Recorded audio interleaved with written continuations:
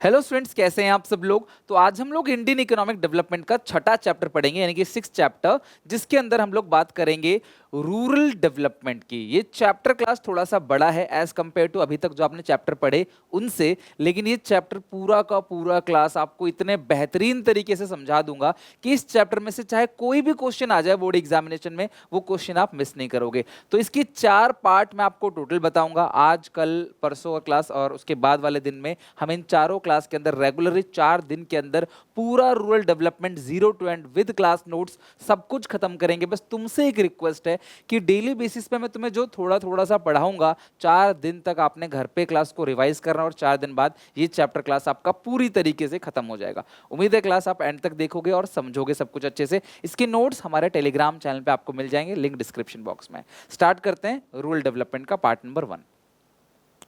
इस पूरे चैप्टर को फॉर्मली शुरू करने से पहले मैं आप लोगों को क्लास ये बताना चाहता हूँ, थोड़ा सा आपका माइंड, क्योंकि इस चैप्टर में ना कुछ क्वेश्चन ऐसे आते हैं जो आपको अपने आप लिखना पड़ता है, सेल्फ इवैल्यूएशन करना पड़ता है, आपको अपने अपने आप समझ के आंसर लिखना पड़ता है। क्लास ये आंसर आपको कहीं बुक में नहीं मिलेगा। तो सबसे पहला सवाल है कि कहीं भी हम बात करते हैं तो रूरल एरिया को डेवलप करने के लिए क्यों बात करते हैं, why rural development is necessary. आपको पता है कि हमारा जो देश है, भारत देश, उसके अंदर जो ज्यादातर लोग हैं वो रूरल एरिया में रहते हैं, ग्रामीण क्षेत्र में ज्यादातर लोग रहते हैं क्लास। और उन सबके साथ क्या क्या समस्याएं हैं, गांव के लोगों को किन किन चीजों को दिक्कत होती है, किन किन चीजों का सामना करना पड़ता है, किन किन परेशानियों का, वो सारी की सारी क्लास आपको सब कुछ पता है। आज मैं थोड़ा सा उन पे हाईलाइट करूंगा कि रूरल एरिया में, जबकि 2/3 पॉपुलेशन इंडिया का रूरल एरिया में रहता है, स्टिल हमारा जो रूरल एरिया है वो डेवलप नहीं है। क्या क्या समस्या है रूरल एरिया में, जरा हम बात करते हैं क्लास इनकी। रूरल एरिया के स्कूल की जो अवस्था है वो देखो क्लास। रूरल एरिया में डेस्क तक नहीं है स्कूलों में बैठने के लिए।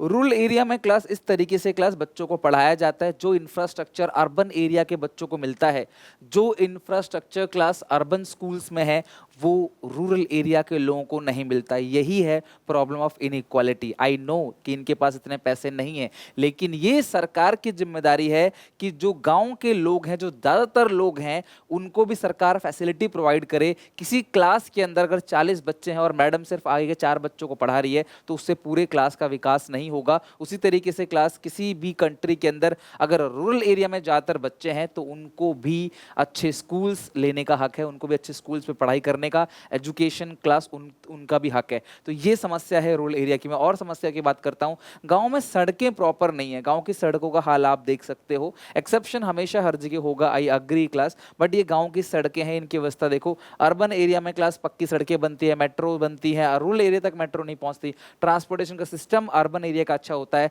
जबकि थोड़े से लोग वहां रहते हैं, लेकिन रूरल एरिया में ट्रांसपोर्टेशन का सिस्टम आज भी तांगे चलाए जाते हैं, आज भी जानवरों के थ्रू ट्रांसपोर्टेशन किया जाता है। अगर मैं बात करूं, ये क्लास राशन की दुकान है, गांव में ज़्यादातर लोगों को राशन ही मिलता है क्लास, तो वो भी प्रॉपर तरीके से व्यवस्था नहीं होता, प्रॉपर राशन नहीं मिलता है क्लास। आए दिन क्लास राशन में भी धांधलेबाजी होती है, क्वालिटी में छेड़खानी की जाती है। और अर्बन एरिया के डिपार्टमेंट स्टोर आप सबको पता है। रूरल एरिया में कुछ बैंक्स बने हुए, इनकी हालत देख सकते हो क्लास। एक ग्रामीण बैंक है, ठीक है, ये क्लास छत्तीसगढ़ का राज्य ग्रामीण बैंक है, शाखा अरोजा है। अब ये क्लास है आपके अर्बन एरिया के बैंक्स। तो मैं आपको दिखाना चाह रहा हूँ कि क्यों रूरल डेवलपमेंट जरूरी है। आज भी रूरल एरिया में क्लास मॉडर्न एग्रीकल्चर को ना यूज करके पुरानी तरीके से खेतीबाड़ी की जाती है, मैन पावर का ज़्यादा इस्तेमाल किया जाता है, जबकि अर्बन एरिया में क्लास मशीनों से मॉडर्न फार्मिंग की जाती है। फिर अर्बन एरिया में फार्मिंग नहीं की जाती तो हम ऐसा कह सकते हैं कि जो कंट्री है, जो डेवलप नेशन है, उनके वहाँ फार्मिंग को इस तरीके से किया जाता है, जबकि रूरल एरिया में क्लास आज भी हम लोग जो है मॉडर्न टेक्नोलॉजी का फार्मिंग में यूज नहीं कर पा रहे। रूरल एरिया में क्लास मंडियों की व्यवस्था ऑर्गेनाइज नहीं है, जबकि अर्बन एरिया में क्लास आपको इस तरीके से चीजें मिलती हैं। तो कितना ज्यादा भेदभाव है। रूरल एरिया के हॉस्पिटल, हेल्थ और एजुकेशन बहुत बड़े पिलर हैं। अगर हेल्थ और एजुकेशन सही हो जाए ना तो देश तरक्की कर जाएगा और सबसे आगे निकल जाएगा। ये हालत है क्लास हमारे गवर्नमेंट हॉस्पिटल्स की, प्रॉपर तरीके से फैसिलिटीज नहीं मिलती ना डॉक्टर्स को ना पेशेंट्स को। और ये अर्बन एरिया में क्लास इस तरीके से बेड्स होते हैं और रूरल एरिया का आप देख ही रहे हो। ये इतने डिफरेंस है, घर रहने को नहीं है। आए दिन बाढ़ आता है, कभी कुछ होता है, कभी कुछ होता है, क्लास सुनामी आती है, आंधी तूफान आता है। ये लोग इतने गरीब है ना, उनके पास पक्का मकान तक नहीं है, उनको क्लास काम करना पड़ता है इस तरीके से। लेकिन अर्बन एरिया में क्लास देखो मकान वगैरह अवेलेबल हैं और लोग जो है आईटी सेक्टर में जाके काम करते हैं। आज भी रूरल एरिया में खाना पकाने के लिए महिलाओं को जंगलों से दूर दूर से लकड़ियों को तोड़ के लेके आना पड़ता है और इस तरीके से लकड़ियां जलाकर खाना बनाया जाता है। सरकार की उज्ज्वला योजना के तहत सरकार ने पूरी कोशिश करी है कि जो हमारे माताएं हैं, बहनें हैं, खाना पकाती हैं, उनको क्लास प्रॉपर तरीके से एलपीजी गैस सिलेंडर मिले। बट ये हर जगह अभी नहीं पहुंच रहा है और ये इतना महंगा है क्लास, हजार हजार रुपए का सिलेंडर आता है जो किसी आम आदमी के लिए हजार से भी ज़्यादा का आता है, उसे अफोर्ड करना क्लास लगभग नामुमकिन है। जो महीने का ही 1000-2000 कमाता है वो किस तरीके से क्लास 1000 रुपए का सिलेंडर अफोर्ड करेगा। जो इससे क्लास ये है अर्बन एरिया में क्लास पाइपलाइंस पहले होते हैं क्लास आईजीएल के, और अर्बन एरिया में फैसिलिटी है लेकिन रूरल एरिया में फैसिलिटी नहीं है। इसके अलावा पानी के लिए आज भी रूरल एरिया में नल होता है, कुआं होता है, वहां से पानी निकाला जाता है। लोग दूर दूर से पानी भर भर के देखो ऐसे लेके आते हैं। और ये अर्बन एरिया में क्लास टैंक लगे होते हैं जिसमें लोग वेस्ट करते हैं पानी, टैप लगा होता है, आराम से बहुत पानी मिल रहा है क्लास, लेकिन इन लोगों को पानी की भी समस्या है। ये क्लास सारी की सारी चीज़ें हमें बताती हैं कि हमें आज भी, आज 2022-23 में भी हम लोगों को रूरल एरिया के डेवलपमेंट पे काफ़ी काम करना पड़ेगा। अगर हमारा जो रूरल एरिया है वो डेवलप कर जाता है तो हमारा जो नेशन है वो अच्छे से बिल्ड हो पाएगा और हम एक डेवलपिंग नेशन से डेवलप नेशन कहलाए जाएंगे, राइट। अब बात करते हैं इस पूरे चैप्टर में फॉर्मली। रूरल डेवलपमेंट है क्या? Rural development is the process of improving the quality of life, economical and social condition of people living in rural area. जो लोग गांव में रहते हैं, ग्रामीण क्षेत्र में रहते हैं, उनकी इकोनॉमिकल कंडीशन यानी कि मॉनेटरी टर्म्स में उनको कुछ बेनिफिट मिले और उनकी सोशल कंडीशन यानी कि उनको हेल्थ और उनको एजुकेशन मिले, इस चीज पे हमें काम करना चाहिए। Today rural development still remains the core of the development of the country. अगर आप अपने पूरे नेशन को डेवलप करना चाहते हो तो जो रूरल एरिया है वो कोर एलिमेंट है। अगर आप उसे डेवलप करोगे तो शायद आप पूरे कंट्री को भी डेवलप कर सकते हो, right. Next, process of rural development. अगर आपको रूरल एरिया को डेवलप करना है तो उसका प्रोसेस क्या है, किस तरीके से आप रूरल एरिया को डेवलप कर सकते हो, तो आपके पास कुछ यहाँ पे टर्म्स हैं। सबसे पहला आपको लैंड रिफॉर्म्स करना पड़ेगा, इंफ्रास्ट्रक्चर रूरल एरिया में डेवलप करना पड़ेगा। रूरल एरिया के जो ह्यूमन रिसोर्स हैं, जो लोग हैं, ग्रामीण निवासी हैं, उनको क्लास उनके अंदर कोई टैलेंट, कोई स्किल्स लाना पड़ेगा। गरीबी को हटाने के लिए सरकार को भी काफ़ी सारे प्रोग्राम्स बनाने पड़ेंगे। इसके अलावा जितने भी प्रोडक्टिव रिसोर्सेस हैं वो सरकार को प्रोवाइड कराने चाहिए। रूरल एरिया में भी सरकार को रूरल एरिया के लोगों को जॉब अपॉर्चुनिटी भी देनी चाहिए। तो इन सबको डिटेल में एक करके हम लोग पॉइंट्स पढ़ते हैं कि किस तरीके से आप रूरल एरिया को डेवलप कर सकते हो। तो सबसे पहला जो तरीका है वो है लैंड रिफॉर्म्स। आपको पता है गांव में सबसे ज्यादा जो विवाद होता है वो किसका होता है? जमीन का, है ना। तो लैंड के रिगार्डिंग जितने भी रूल रेगुलेशंस हैं वो स्ट्रॉन्ग करना ताकि गांव में लैंड रिफॉर्म्स हो सके, जमीनी लेवल पे क्या हो सके, सुधार किया जा सके। There was a great need of land reforms in a country like India, where majority of its population still depend upon agriculture. It includes various class rule, ठीक है, various rule and regulation of land ownership, abolition of intermediaries, regulation of rent, land ceiling, etc. देखो बहुत सारे rule regulation जो हैं वो change करने सरकार को। जो पुराने रूल हैं जो अब एब्सोल्यूट हो चुके हैं, अब क्लास उसकी ऑब्सोलेट हो चुके हैं, जरूरत नहीं है, उन रूल रेगुलेशन को सुधारना, नए नए रूल्स लगाना, लैंड ओनरशिप के रिगार्डिंग, किसके पास कितनी जमीन हो सकती है उसके रिगार्डिंग, जो लैंडलेस फार्मर है जिनके पास जमीन नहीं है आज तक, उनके रिगार्डिंग क्लास उनको जमीन देना, ये करना पड़ेगा। अगर आप ये करोगे तो शायद रूरल एरिया में डेवलपमेंट हो सके।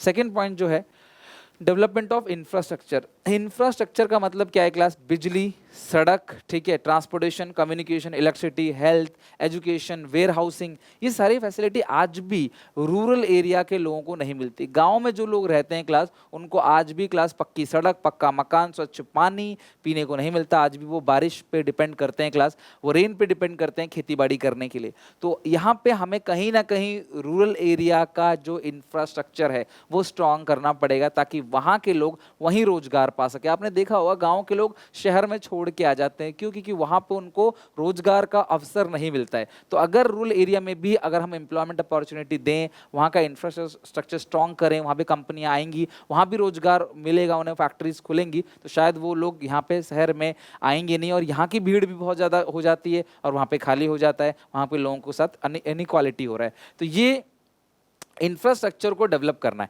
It involve the development of transportation system, electricity, permanent irrigation facility, credit and banking facilities यानी कि marketing facility. Without these infrastructural facility it is very difficult to develop rural area. आप rural area को तब तक develop नहीं कर सकते जब तक आप रूरल एरिया के इंफ्रास्ट्रक्चर को स्ट्रांग नहीं करोगे।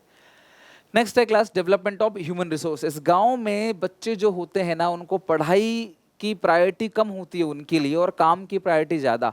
जब खेत में कटाई हो रही होती है, फसल की बुआई हो रही होती है, तो वो प्रायोरिटी उसको देते हैं, वो पढ़ने नहीं जाते। वो सोचते हैं पढ़ लिख के करना क्या है, हमें तो खेती बाड़ी ही करनी है आगे चल के। ये जो उनकी सोच है जिसकी वजह से क्लास वो पढ़ नहीं पाते। सरकार ने बहुत सारी स्कीम्स ऑलरेडी लॉन्च कर रखी हैं। मिड डे मील हो गया, क्लास सरकारी स्कूल में फ्री में पढ़ाई होती है, बुक्स भी फ्री तक दी जाती हैं, बच्चों को किताबें फ्री में दी जाती हैं, बच्चों को वीकली एग दिया जाता है, क्लास दाल दी जाती है, चावल दिया जाता है। जब इतना सब कुछ सरकार कर रही है उसके बाद भी बच्चे स्कूल में नहीं जा पा रहे, तो इसका रीजन ढूंढ के ग्राउंड लेवल पे सरकार को ठीक करना चाहिए, ताकि जो रूरल एरिया के लोग हैं ना वो भी पढ़ लिख सकें। अगर वो पढ़ लिख सकेंगे तभी तो उनके अंदर एक ह्यूमन रिसोर्स क्रिएट होगा, ह्यूमन कैपिटल क्रिएट होगा, और उस कैपिटल से क्लास वो देश के लिए और अपने परिवार के लिए अच्छा कर सकते हैं। To develop the rural area, development of human resource is necessary.